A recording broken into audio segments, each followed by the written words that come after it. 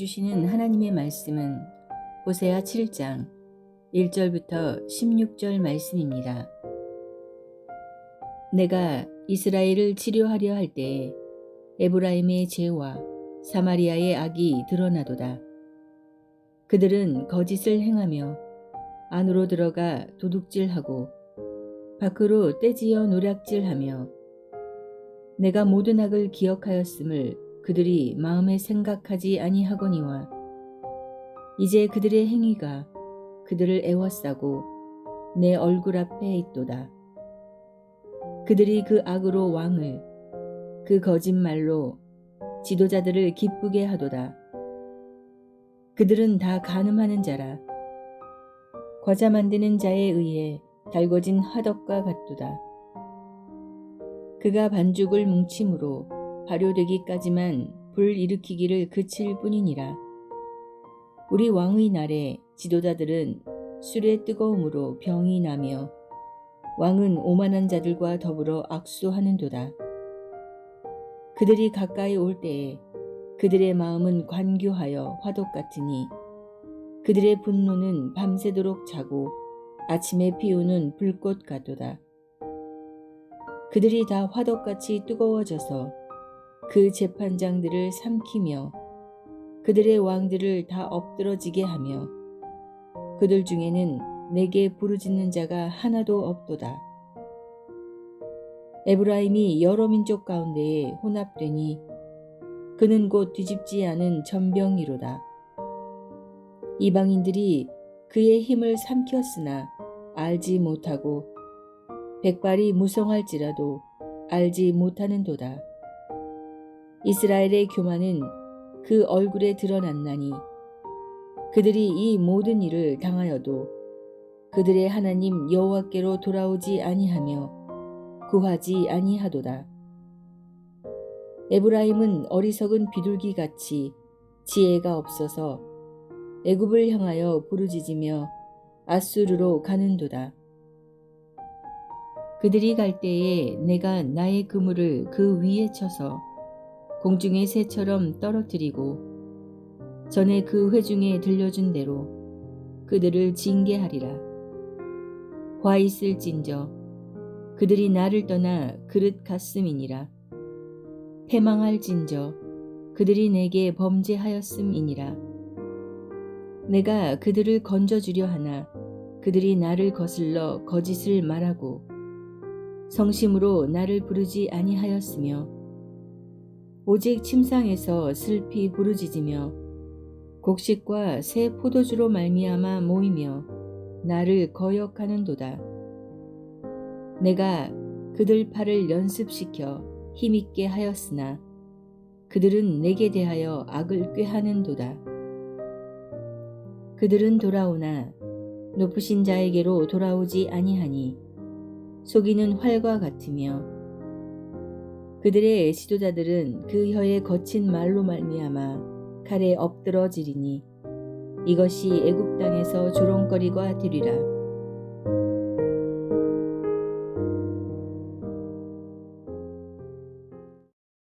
(7장 1절에) 내가 이스라엘을 치료하려 할 때, 이것은 바로 앞절인 6장 11절에서 내가 내 백성의 사로잡힘을 돌이킬 때와 연결됩니다.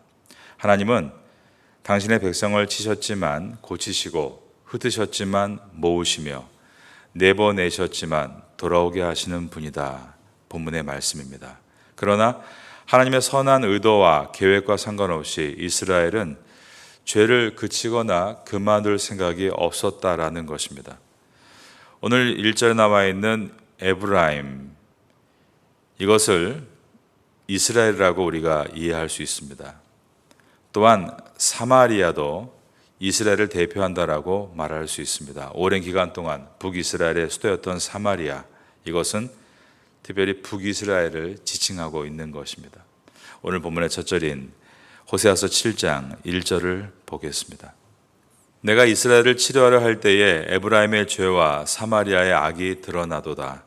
그들은 거짓을 행하며 안으로 들어가 도둑질하고 밖으로 떼지어 노략질하며 이스라엘의 거짓이 또 약탈이 가득했다는 것입니다.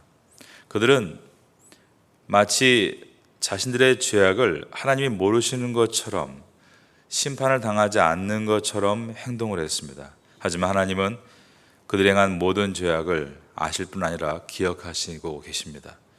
그들의 지속적인 죄악은 성벽처럼 결국 그들을 애워싸게 만들어서 스스로를 가두게 했습니다. 2절입니다. 내가 모든 악을 기억하였음을 그들이 마음에 생각하지 아니하거니와 이제 그들의 행위가 그들을 애워싸고 내 얼굴 앞에 있도다. 3절에서 7절은 왕, 지도자들, 화덕 이 세 가지 이미지를 반복하면서 하나의 단락을 이루어갑니다. 정치적인 모방과 폭력을 통해 정치 권력을 장악한 자들에 대한 비판이 이 말씀 속에 들어 있습니다. 3절을 보겠습니다. 그들이 그 악으로 왕을 거짓말로 지도자들을 기쁘게 하도다.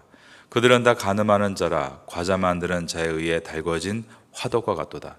그가 반죽을 뭉침으로 발효되기까지만 불 일으키기를 그칠 뿐이니라. 우리 왕의 날에 지도자들은 술의 뜨거움으로 병이 나며 왕은 오만한 자들과 더불어 악수하도다.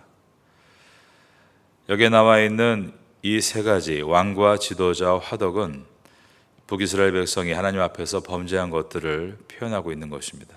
거룩하고 진실되지 않고 영적으로 보면 음행을 행하고 거짓된 삶에 대해서 말씀하고 있는 것입니다. 북왕국 말기는 암살과 쿠데타가 반복되는 때였습니다. 왕들이 그의 아들에게 왕을 계승한 것이 아니라 계속 모반에 의해서 왕이 바뀌었다가 결국 북이스라엘이 망하게 됩니다. 여로보암 2세 죽은 다음에 아수르가 멸망당하기까지 약 30년 동안 6명의 왕이 바뀝니다. 스가랴, 살룸, 므나헴, 베가, 브가이야, 호세아까지입니다. 대부분 다 서로가 서로를 암살하고 쿠데타로 정권을 탈취한 것입니다. 그렇게 자기의 욕망과 욕심을 위해서 권력을 다투는 것은 뜨거운 화덕과도 같습니다. 6절입니다. 그들이 가까이 올 때에 그들의 마음은 관교하여 화덕 같으니 그들의 분노는 밤새도록 차고 아침에 피우는 불꽃 같도다. 그것은 제빵사가 불을 관리하지 않아도 밤이 지나서 아침에 또다시 활활 타오르고 있다. 이것은 그 화덕이 쉴 새 없이 일하듯이 그들의 머릿속은 온통 자기의 욕망과 야욕으로 가득 차 있다는 것을 보여주고 있습니다. 그들은 술자리에 모여서 정변을 꾀하고 술자리를 기회 삼아서 또 어떠한 계략을 획책하고 있습니다. 국가의 정시 체제를 정복해서 우리가 한번 또 뒤집어 보자. 왕과 지도자들, 재판장을 죽이고 정권을 탈취하는 일을 반복하는 모습들은 오늘날 전 세계의 모습과 다를 바가 없습니다. 이러한 북왕국 말기에 폭력과 혼란이 가중될 때 그때였습니다. 하나님께서 이 호세아서 말씀을 주십니다. 하나님께서 온 땅을 다스리시고 그들의 임명권자이심에도 불구하고 스스로 왕이 되려고 하는 자들은 타오르는 화덕과 같이 권력을 향한 욕심에 불타는 자들이다 라고 하셨습니다. 7절입니다. 그들이 다 화덕같이 뜨거워져서 그 재판장들을 삼키며 그들의 왕들을 다 엎드러지게 하며 그들 중에는 내게 부르짖는 자가 하나도 없도다. 우리가 세상을 살면서 꼭 국가의 통수권자나 정치 지도자들의 문제만을 얘기할 것이 아니라 우리도 우리 각자의 작은 공동체나 작은 회사 안에서 어떠한 모습으로 서 있는가를 돌아봐야 합니다. 나는 왜 뜨거운 화덕으로 살고 있는가? 그 목적이 하나님의 비전을 위하는 불타오름인가? 아니면 나의 욕망과 야망을 이루기 위한 뜨거운 화덕인가를 돌아봐야 하는 것입니다. 3절에서 7절까지 이 빵 굽는 이미지로 화로가 나타나고 난 다음에 8절에서는 화로를 굽는 떡이라고 하죠. 전병을 이제 비유로 사용합니다. 전병을 만들 때 기름을 섞는 것처럼 이스라엘은 종교적으로 우상 숭배와 하나님께 예배드리는 것을 섞어 나갔다는 것입니다. 정치적으로는 이방 나라들과 동맹을 맺는데 주로 그들의 여인과 또 우리의 남자들을 결혼시키는 정략 결혼이었습니다. 그런 목적은 무엇입니까? 모두가 경제적으로 더 큰 번영을 누리기 위해서 이방 나라들과 결혼을 시키고 또 그들이 주는 종교를 수용하면서 우상숭배에 빠지는 모든 일들은 자기의 욕심을 이루기 위한 방법들이었습니다. 또 문화적으로도 그렇게 이방인과 혼합되었기 때문에 하나님의 백성에는 정체성이 전혀 나타나지 않는 모습에까지 이르게 되었습니다. 이러한 혼합에 대한 이야기 8절을 같이 보겠습니다. 에브라임이 여러 민족 가운데 혼합되니 그는 곧 뒤집지 않은 전병이로다. 제때 뒤집지 않으면 한쪽만 타들어가는 떡이 되어버리죠. 그러한 한쪽만 타버린 전병처럼 이스라엘 지도자들이 자신의 책무를 다하지 않고 이렇게 어느 한 곳에 빠져 있거나 기울어져서 다 타버린 모습입니다. 어리석은 지도자들은 애굽이나 아수르에 의지해서 자기의 왕권을 강화하려고 했고 어떤 때에는 어떤 왕권의 힘을 벗어나려고 시도하고 있지만 그런 선택이 그나마 남아있는 힘마저 다 빼앗기고 죽음을 맞이하게 된다라고 했습니다. 9절 말씀입니다. 이방인들이 그의 힘을 삼켰으나 알지 못하고 백발이 무성할지라도 알지 못하는도다. 문제는 완과 교만한 그들의 마음 안에 있는 것이지 결코 하나님의 손이 짧아서 구원하지 못하는 것이 아닙니다. 그들은 완고하고 교만한 마음을 가지고 하나님을 찾지 않은 것입니다. 10절입니다. 이스라엘의 교만은 그 얼굴에 드러났나니 그들은 이 모든 일을 당하여도 그들의 하나님 여호와께로 돌아오지 아니하며 구하지 아니하도다.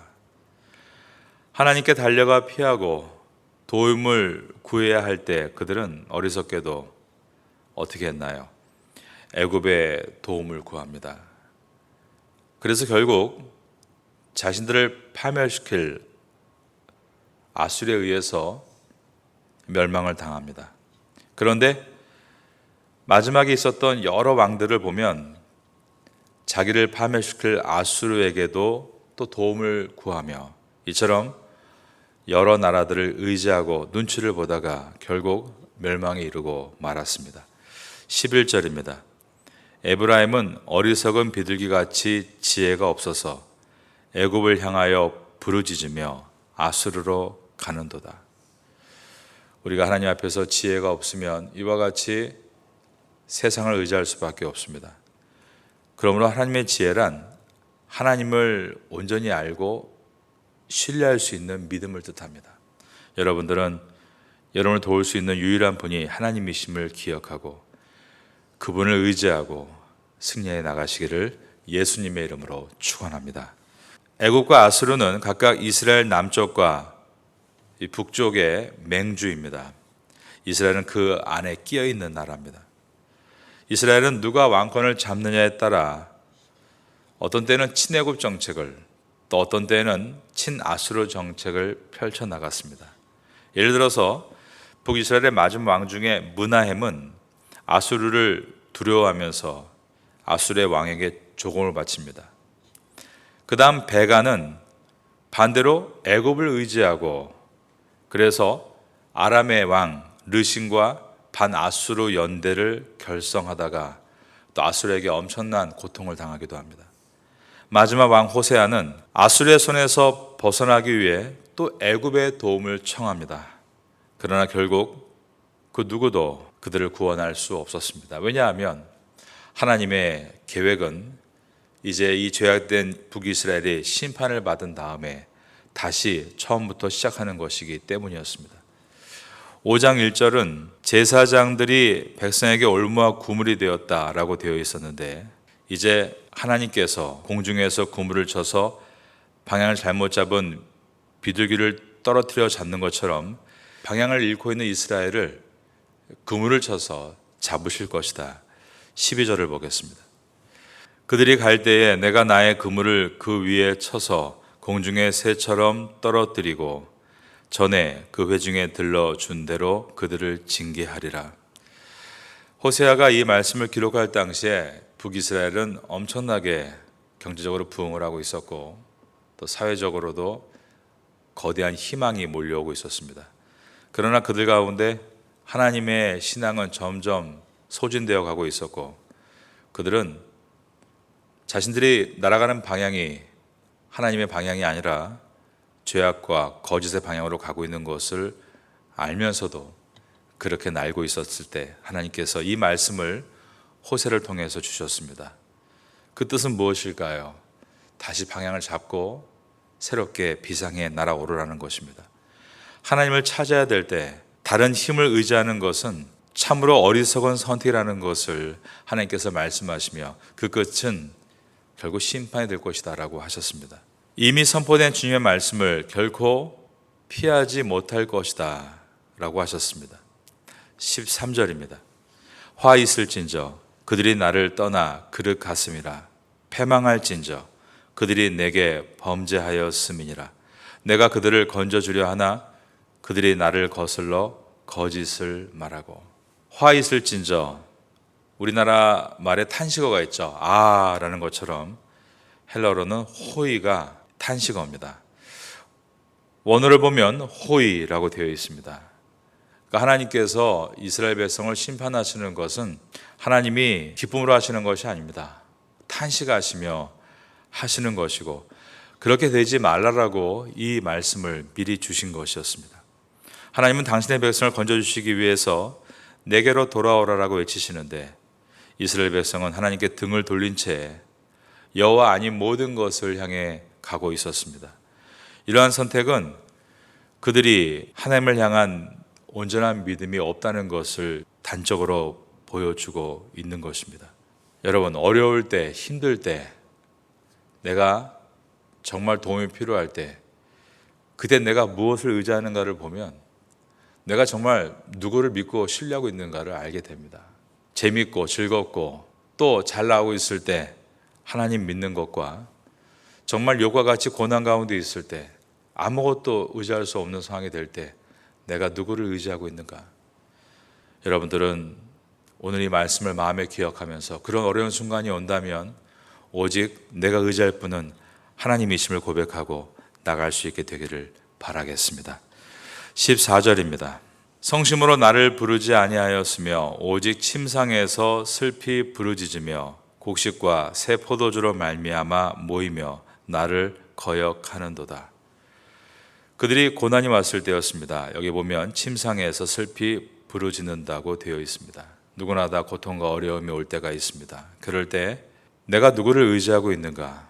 여러분, 같은 고통의 시간도 하나님을 믿기 때문에 새벽에 일어나서 그 문제를 하나님 앞에 가지고 나와 기도하는 것과, 같은 문제 앞에서 하나님이 나에게 관심이 없다, 나에게 도울 능력이 없으시다 라고 하면서 하나님을 불신하고 그 문제를 품고 자리에 누워있는 것은 다른 것입니다. 기도하는 것과 고민하는 것은 다른 것입니다.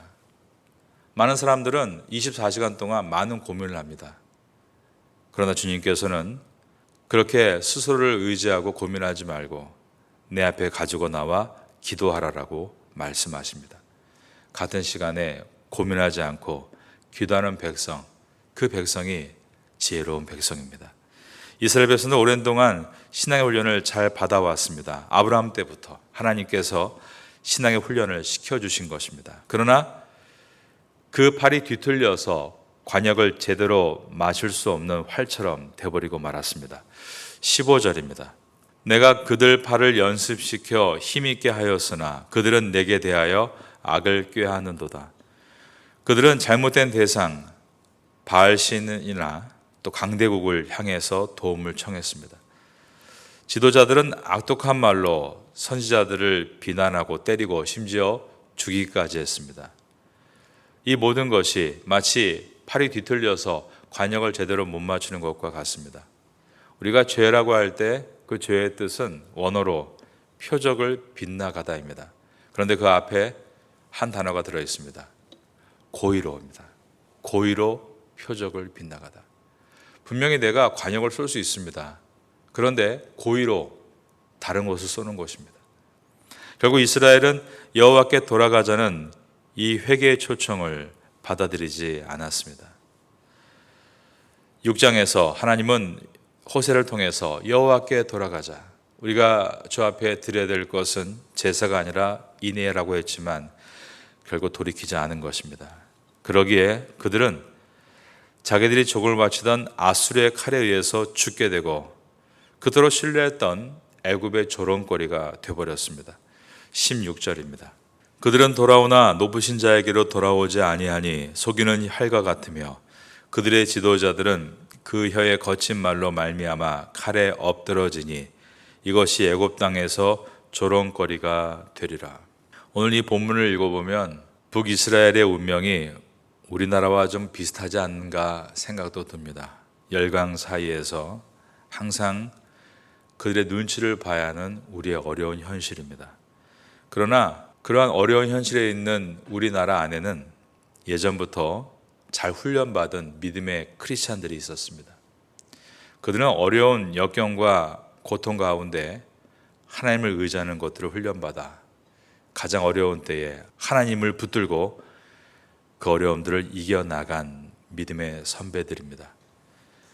모든 교회를 다니는 성도가 다 그렇다라고 말한다는 것은 교만일 것입니다.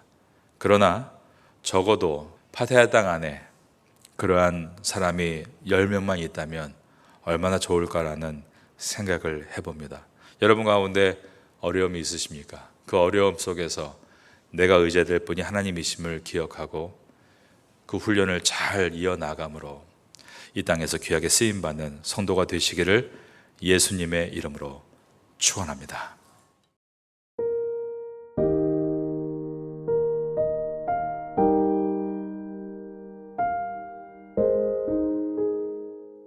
지금은 함께 기도하는 시간입니다. 10월의 공동 기도 제목은 첫째, 기도로 주님과 함께하고, 둘째, 기도로 목회자와 함께하고, 셋째, 기도로 성도와 함께하고, 넷째, 기도로 태국과 파타야와 함께하는 신앙 공동체가 되기 위해 기도드립니다. 말씀을 붙잡고 기도하는 귀한 시간 되시기를 소망합니다.